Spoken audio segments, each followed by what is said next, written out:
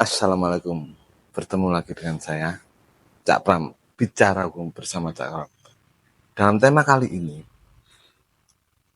lelang eksekusi non eksekusi sukarela KPKNL yang dimohonkan nih dalam hak tanggungan kreditur dan debitur. Untuk kali ini ya, dalam permohonan kreditur dan debitur. Kenapa dimantakan lelang non eksekusi sukarela? Karena debitur one prestasi. One prestasi itu dia adalah mengingkari dalam perjanjian kredit PK, permohonan kredit, dengan dibuktikan somasi 1, somasi 2, somasi 3. Saya simulasikan debitur sama kreditur mengikatkan diri dalam sebuah perjanjian tentang pembiayaan atau tentang hutang piutang.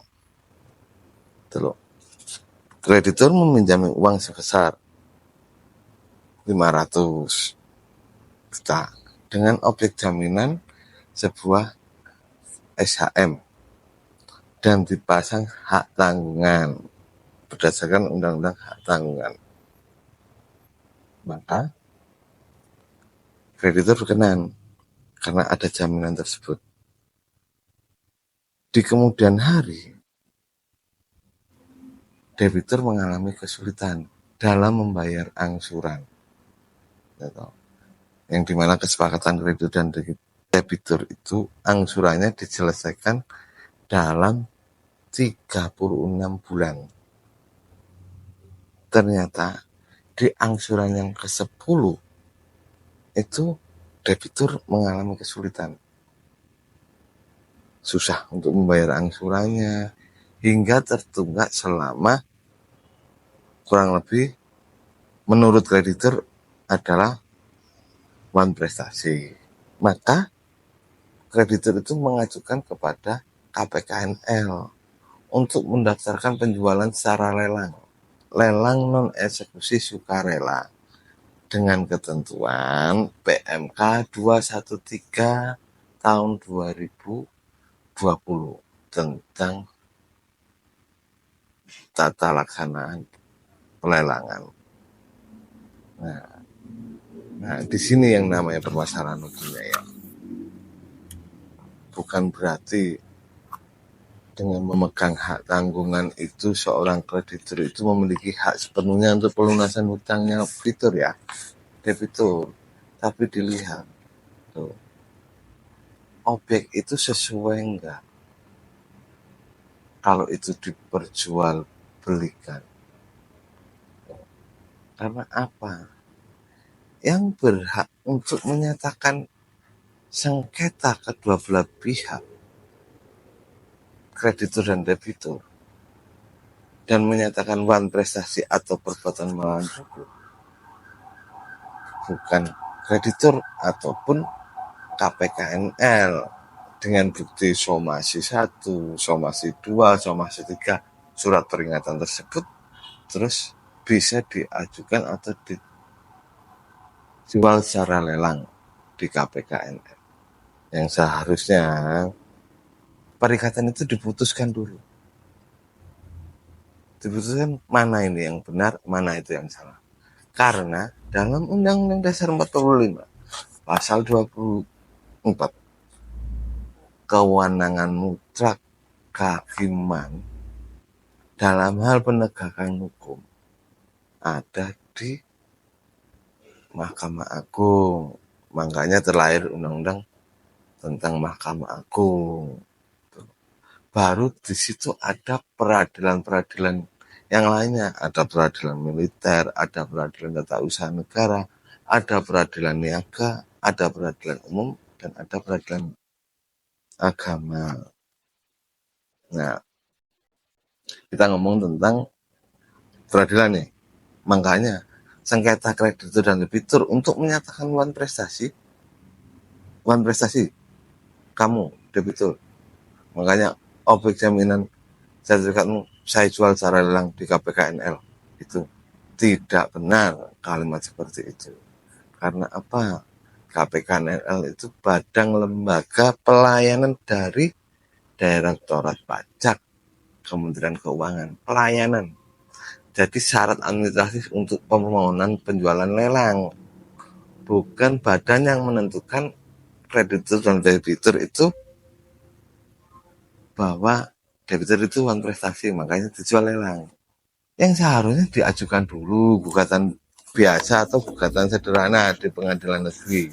Dari pengadilan negeri itu, kenapa? Karena apa? Secara administratif PTSP itu ada biaya administratifnya berdasarkan PP nomor 5 tentang pendapatan negara bukan pajak di wilayah hukum di ruang lingkup Mahkamah Agung. Itu udah aturannya PNBP-nya itu. Sama halnya di KPKNL juga ada aturannya PNBP-nya di Peraturan Menteri Keuangan.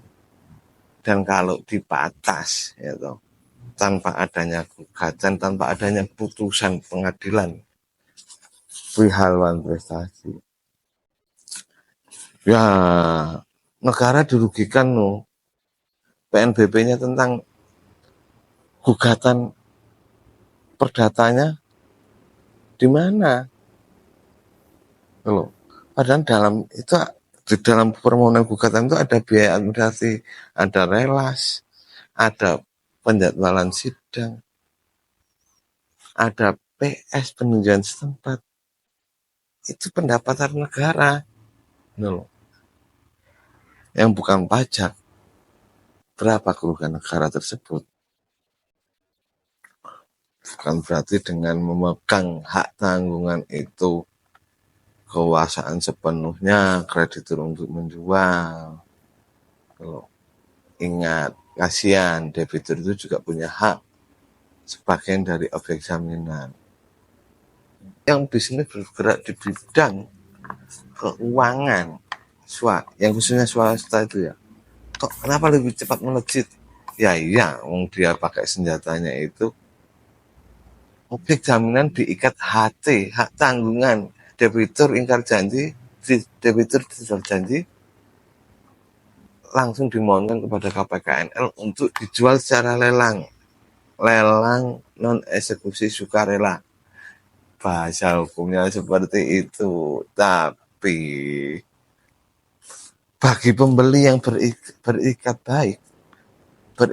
baik ya, itu sama halnya objek lelang tersebut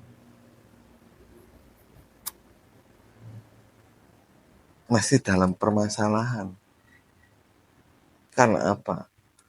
Belum tentu objek lelang itu, surat, dokumen itu dijual secara lelang. Tapi objeknya masih dikuasai oleh atas nama. Nah, timbul masalah baru. Ya, masa pembeli bertikat baik beli kucing dalam karung? Yang untung ya krediturnya no. Semua masalah dilimpahkan kepada KPKNL. KPKNL memverifikasi kelayakannya sesuai peraturan 213 2020 tentang penjualan lelang. Kasihan kan? PNBP di ruang pengadilan PTSP nih, hak peradilan negeri, hak peradilan umum negeri ya, hak peradilan tinggi itu tidak terpenuhi, yang dimana pendapatan negara melalui PNBP itu bisa meningkat dikarenakan kebijakan PMK Peraturan Menteri Keuangan 213 mengabaikan PP tentang PNBP di ruang lingkup Mahkamah Agung. KPKNL itu secara administratif salinan putusan pengadilan dulu tentang uang prestasi atau PMH debitur itu dilampirkan dalam permohonan penjualan lelang. bukan somasi. Surat peringatan 1, 2, 3. Bukan itu. Nah, Anda siapa? Anda itu bukan hakim. Anda itu adalah pejabat administratif berdasarkan peraturan Menteri Keuangan. Anda itu hanya untuk menjalankan sesuai dengan aturan, tugas dan tanggung jawab. Nggak bisa untuk menyatakan prestasi. Oke? Kesimpulannya dari saya, bicara bersama Cak Pram, nantikan di tema-tema berikutnya yang lebih menarik.